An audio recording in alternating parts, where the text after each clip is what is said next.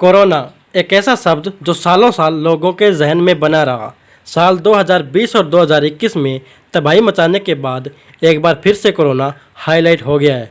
लेकिन इस बार कोरोना खुद नहीं बल्कि उसका एंटीडोट यानी कि कोरोना की वैक्सीन ने तबाही मचाई है। कुछ लोगों ने दावा किया है कि कोरोना की वैक्सीन ने ऐसे साइड इफ़ेक्ट दिए हैं कि उनकी ज़िंदगी ही बदल गई।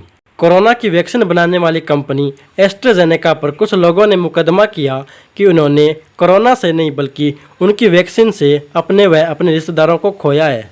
अब यहाँ पर पहला सवाल ये बनता है कि इस वैक्सीन के साइड इफ़ेक्ट कितने खतरनाक है और इनका प्रभाव क्या है।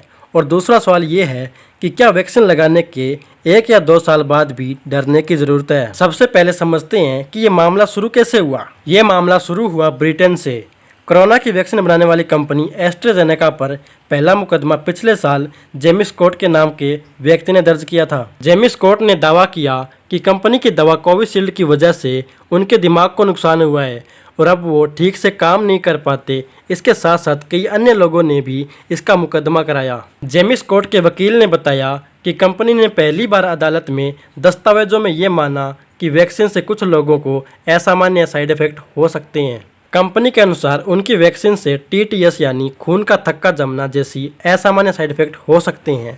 इसके साथ ही शरीर में प्लेटलेट्स की कमी हो सकती है जो कि किसी समय काफ़ी खतरनाक और जानलेवा हो सकती है। खून का थक्का जमना वैक्सीन नहीं लगवाने वालों को भी हो सकता है, लेकिन टीटीएस और वीआईटीटी जैसी असामान्य बीमारी केवल टीका लगवाने के बाद ही हो सकती है। अब दूसरा सवाल ये था कि क्या टीका लगवाने के 1 या 2 साल बाद भी डरने की ज़रूरत है। डॉक्टर्स के अनुसार कोई भी दवा का साइड इफ़ेक्ट अलग अलग बॉडी पर अलग अलग हो सकता है। किसी को बुखार आना, एलर्जी होना हो सकता है, लेकिन ये साइड इफ़ेक्ट लगभग 6 हफ्तों में पता लग जाते हैं। अगर इस टाइम पीरियड में कुछ नहीं हुआ तो बाद में इस इफ़ेक्ट के चांस बहुत कम हैं। तो हमें ज़्यादा डरने की ज़रूरत नहीं है। बाकी साइंस से जुड़े अलग अलग फैक्ट और रिसर्च के बारे में जानकारी के लिए हमारे चैनल को सब्सक्राइब करें।